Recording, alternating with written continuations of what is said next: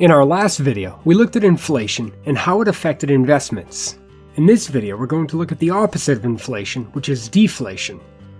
If you're not sure what inflation is, you should watch our What is Inflation video because it's crucial to understand deflation. You can click right here, or you can check below for a link to that video. Okay, so we know inflation is the gradual rise of prices on goods and services over time. Deflation is when prices on those same goods and services fall over time. Much like we described in the inflation video, deflation is generally measured using the Consumer Price Index, or CPI. If the CPI is negative, that is deflation.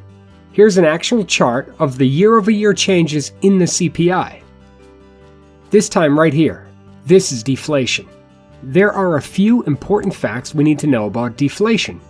First, deflation tends to come after a recession. This time right here, that wasn't too long after the Great Recession of 2008-2009.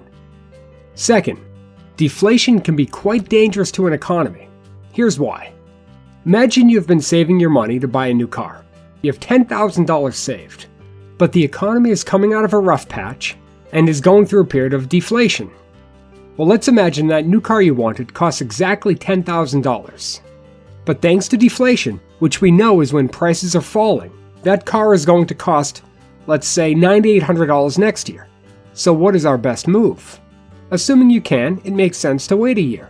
And you can spend less on the same car next year. What if deflation stays for a while?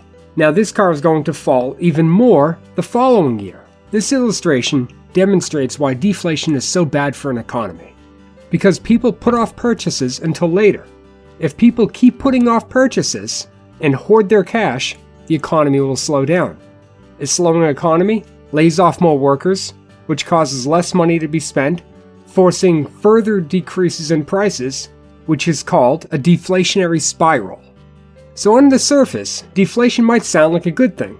Who wouldn't want things to be cheaper next year? But as we have just illustrated, it can be quite dangerous. Now you may note, going back to this chart here, that at this time, things didn't get terrible for the economy after that. Well, that is because deflation tends to be dangerous if it lasts over a sustained period of time. In response to this particular time, the Federal Reserve continued to cut interest rates to try to spark the economy and get people and businesses borrowing and spending again to avoid deflation. If you have any questions about the world of investing, any suggestions on videos, please post in the comments below, and please subscribe as we continue to update with new videos every week. Thank you.